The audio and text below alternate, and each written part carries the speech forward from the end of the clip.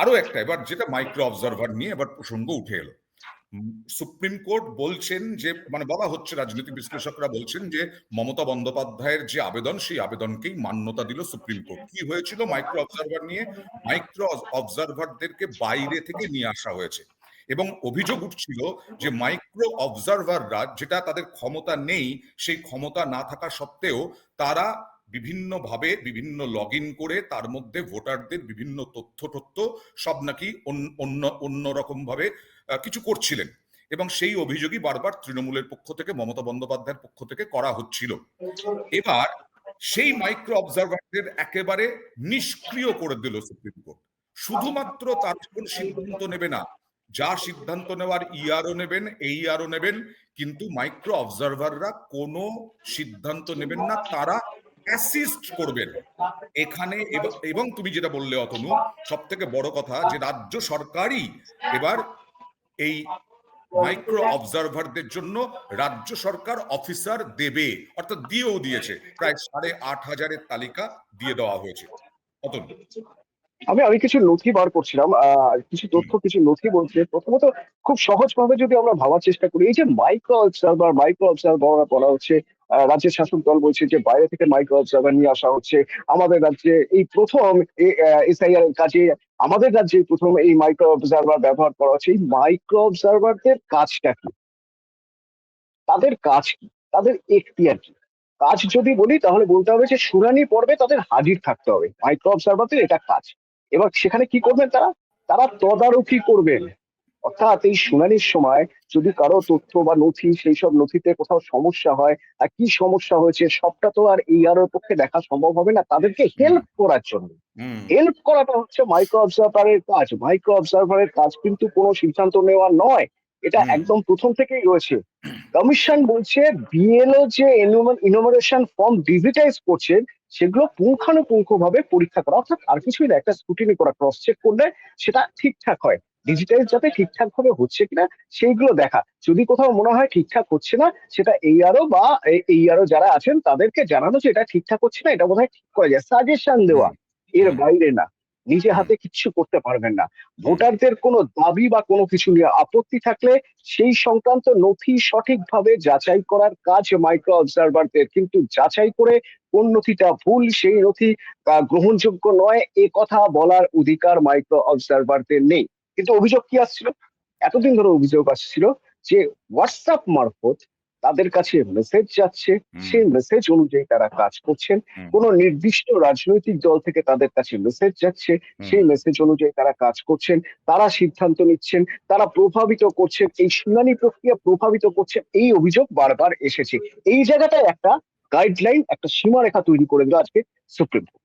এখানে বিজেপির প্রধান মুখপাত্র দেবজিৎ সরকার কিছুক্ষণ আগে আমাদের সঙ্গে কথা বলেছিলেন। তিনি বলছেন যে এটা তৃণমূল ভুল বলছে, এখানে তো মাইক্রো অবজারভার, তুমি যেটা বললে, সাহায্য করার জন্যই ছিলেন। কিন্তু সুপ্রিম কোর্ট তাহলে বলতো না যে মাইক্রো অবজারভাররা শুধু অ্যাসিস্ট করবেন, মাইক্রো অবজারভাররা কোনো সিদ্ধান্ত নেবেন না? নতুন করে বলতে হলো মাইক্রো অবজারভারদের ক্ষেত্রে, এবং সেটাই মাইক্রো অবজারভাররা তাদের অধিকারের ঊর্ধ্বে গিয়ে, তাদের ক্ষমতার ঊর্ধ্বে গিয়ে তারা এ কাজ করছিলেন।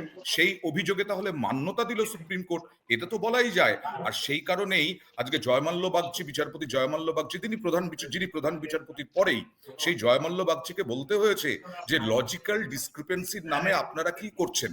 50 জন যদি নাতি নাতনি থাকে তাহলে আপনি শুনানিতে ডাকুন, 5 জন নাতি নাতনি, 5 জন সন্তান, তার জন্য হিয়ারিং এ ডাকছেন।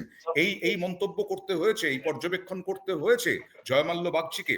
এবং মাইক্রো এবং অবজারভাররা হুম এবং একদম ঠিক জায়গাটা পিন পয়েন্ট করছিলে যে লজিক্যাল ডিসক্রিপেন্সি। এই লজিক্যাল ডিসক্রিপেন্সি এমন এক অদ্ভুত জিনিস, মানে সাধারণ মানুষের কাছে কোথাও একটা ভয়ের জায়গা হয়ে দাঁড়িয়েছে, অন্তত কিছু কিছু মানুষের জন্য তো বটেই, যাদের হিয়ারিং এ ডাকা হচ্ছে। কেন?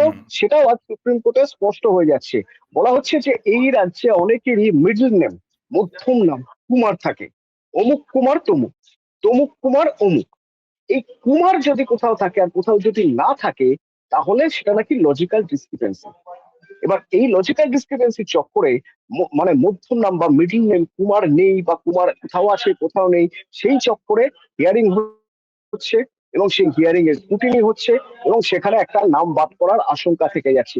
এটা কেন হয়? এটা যেন না হয়, সুপ্রিম কোর্ট সেটাও বলেছে যে এটা যেন না হয়, এটা দেখতে হবে। এক একটা রাজ্যের এক এক রকম তাদের ডায়ালেক্ট। শিক্ষা বা তাদের যে সংস্কৃতি, এক এক রকম ডায়ালেক্ট। তো এখানেও আমাদের মধ্যম নাম কুমার থাকতে পারে, কোথাও চন্দ্র থাকতে পারে, কোথাও চন্দ্র আছে হয়তো, কোথাও চন্দ্র নেই।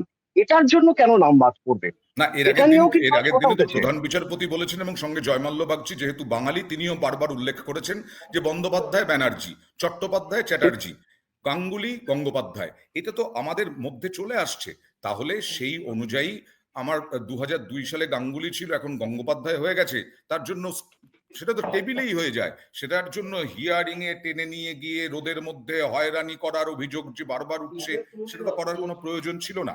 আর এই যে মাইক্রো অবজারভাররা, যে অভিযোগটা উঠেছে, আমাদের কোর্টের যিনি প্রতিনিধি অর্ণব বললেন অতনু, যে আমি জিজ্ঞেস করেছিলাম যে নতুন করে আজকে যাদের নাম এইভাবে যে অভিযোগ উঠছে যে অনেকে অনেক নাম বাদ দিয়ে দিয়েছেন মাইক্রো অবজারভাররা যেহেতু বাইরে থেকে এসেছিলেন, সেই রকম চক্রান্তের একটা গন্ধ পাচ্ছেন তারা, তাদেরকে নতুন করে আবার কি যাদেরকে বাদ দিয়েছেন তাদের নাম জুড়বে? সুপ্রিম কোর্ট যেহেতু নির্দেশ দিয়েছে, তাহলে ইআরও এইআরওদের সেইভাবেই সতর্ক হয়ে কাজ করতে হবে। মাইক্রো অবজারভাররা আর কোনো ভূমিকায় থাকলেন না। এখানে কিন্তু বিরোধী দলনেতা শুভেন্দু অধিকারী একবার হুঁশিয়ারি দিয়ে রেখেছেন। তিনি বলেছেন ইআরও যদি ভুল করেন, যদি ভুয়ো ভোটার রাখেন লিস্টে, তাহলে আবার তিনি আদালতে যাবেন, এই হুঁশিয়ারিও দিয়ে রেখেছেন। আমরা দুটো বিষয় আলোচনা করলাম। তাহলে ভোট কবে? ভোট মোটামুটি এপ্রিল মাসে হচ্ছে। ভোটের ঘোষণা কবে? 1 মার্চ বা তার পরেও হতে পারে, অর্থাৎ 1 এবং 8ই মার্চের মধ্যে আমরা রাখছি। আর ভোট হচ্ছে এপ্রিলে, ম্যাক্সিমাম 2 থেকে 3 দফায়। আর মাইক্রো অবজারভারদের আর কোনো ভূমিকা থাকছে না সিদ্ধান্ত নেওয়ার ক্ষেত্রে, এবং মাইক্রো অবজারভার এবার রাজ্যই দেবে অফিসার। আগামী বিকেল 5টার মধ্যে রিপোর্টিং। আরো একটা বিষয় অতনু, পেছনোর আরো একটা বিষয়, সেটা হচ্ছে 10 দিনের প্রশিক্ষণ দিতে হবে এই মাইক্রো অবজারভারদের। এই 10 দিনের প্রশিক্ষণ মানে আগামীকাল বিকেল 5টার মধ্যে তারা রিপোর্ট করবেন। আমি যদি ধরি পরশু থেকে প্রশিক্ষণ, পরশু মানে হচ্ছে 11ই ফেব্রুয়ারি, 11 হুম। থেকে 21, 21 তারিখ পর্যন্ত তাদের কিন্তু প্রশিক্ষণ নিতে হবে। সেখানেই তো পিছিয়ে গেল। 10 দিন, এখানে 10 দিন পিছিয়ে গেল এবং হিসেব বলছে, আমার কাছে যা হিসেব আছে ঠিক দুদিন আগের, অর্থাৎ শনিবার পর্যন্ত যে হিসেব, সেই হিসেব বলছে যে লজিক্যাল ডিসক্রিপেন্সির তালিকায় 94 লক্ষ রয়েছে, আর নো ম্যাপিং এর তালিকায় 32 লক্ষ, মানে 1,26,00,000 জনের শুনানি হওয়ার কথা, হিয়ারিং হওয়ার কথা, পরিষ্কার হিসেব। এই 1,26,00,000 মধ্যে থেকে পুরো কাজটা শেষ করতে প্রচুর লোক লাগবে। এবার যে পরিমাণ লোক রয়েছে, সেই পরিমাণ লোক দিয়ে হচ্ছে না, যে পরিমাণ মাইক্রো অবজার্ভার রয়েছে তা দিয়ে হচ্ছে না। এমনিতেও মাইক্রো অবজার্ভারের সংখ্যা বাড়াতেই হতো, এবং এই মাইক্রো অবজার্ভার হিসেবে যেই কাজ করতে আসুন না কেন, মাইক্রো অবজার্ভার হিসেবে এর আগে কাজ করার অভিজ্ঞতা তার নেই। তার কারণ এ রাজ্যে এসআইআর এ মাইক্রো অবজার্ভার টার্মটাই এবারের এই প্রথম। তাকে তো ট্রেনিং নিতে হবে। এবার এই ট্রেনিং নিতে গেলে কি হবে না, বেশ কিছুটা সময় চলে যাচ্ছে। এখানে অনেকগুলো প্রশ্ন থাকছে। সেই সময় কি শুনানি হবে? কিছু কিছু মানুষের তো হিয়ারিং এর ডেট রয়েছে। সেই সময় কি তাহলে তাদের শুনানি হবে, নাকি তাদের শুনানির ডেট গুলো আবার পিছিয়ে দেওয়া হবে?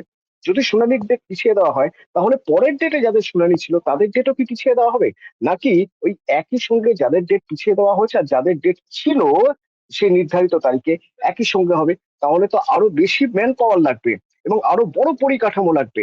এই সবকিছু শুনানি হয়ে যাওয়ার পরে তারপরে ডিজিটাইজ করা, তারপরে নাম তোলা, তারপরে খসড়া যে ছিল সেই খসড়ার সঙ্গে মিলিয়ে দেখা, দেখে চূড়ান্ত তালিকা তৈরি করা। খুব স্বাভাবিকভাবেই এখানে একটা অন্তত ন্যূনতম শব্দ ব্যবহার করা হয়েছে সুপ্রিম কোর্টের নির্দেশে। ন্যূনতম 7 দিন পিছিয়ে দিতে হবে।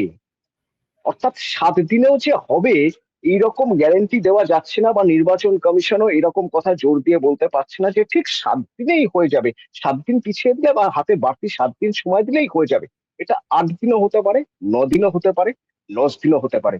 তার কারণ স্বচ্ছভাবে কাজ করতে চাইছে নির্বাচন কমিশন, এবং স্বচ্ছভাবে কাজ করতে গেলে একটু সময় নিয়ে কাজ তো করতেই হবে। এবং সেই কথাই তো আমরা শুরুতেই বলছিলাম যে এই রাজ্যে বারবার এই রাজ্যের শাসক দল একটাই কথা বলেছে, এত তাড়াহুড়ো কেন? অবাধ সুষ্ঠু নির্বাচন তো নির্বাচন কমিশন চায়। অবাধ সুষ্ঠু নির্বাচন করতে গেলে এবং ভোটার তালিকা সম্পূর্ণভাবে নিখুঁত রাখতে গেলে বেশ কিছুটা সময় নিয়ে কাজ করা উচিত। এই এবং তাড়াহুড়ো এবং কেন? এখানে শেষ আরো পর্যন্ত একটা দেখা উল্লেখযোগ্য বিষয় হচ্ছে আজকে গত কয়েকদিন আগে থেকে শ্রমিক ভট্টাচার্য, তারপরে সুকান্ত মজুমদার এবং শুভেন্দু অধিকারী তারাও কিন্তু চাপে রেখেছেন নির্বাচন কমিশনকে। তারা বলেছেন এখানে এসআইআর কিভাবে হচ্ছে দেখে যান জ্ঞানেশ কুমার। জ্ঞানেশ কুমার কেন দিল্লিতে বসে আছেন? এখানে এসে দেখুন কিভাবে এসআইআর হচ্ছে। তার মানে কমিশনের ভূমিকায় তারাও সন্তুষ্ট নন, এবং বিজেপিও যে সন্তুষ্ট নন তাতে প্রধান বিরোধী দলনেতা, কেন্দ্রীয় প্রতিমন্ত্রী এবং রাজ্য বিজেপি সভাপতি প্রশ্ন তুলেছেন। একেবারে বিজেপির তিন স্তম্ভ। সুতরাং কমিশনকে আরো বেশি স্বচ্ছতা আনার জন্য সময় নিতে হবে। আর সুপ্রিম কোর্ট আজকে বলা মানে সুপ্রিম কোর্টও চাইছে স্বচ্ছতার সঙ্গেই এই বিষয়টি আসুক নির্বাচন কমিশনের যে খসড়া তালিকা, চূড়ান্ত ভোটার তালিকা।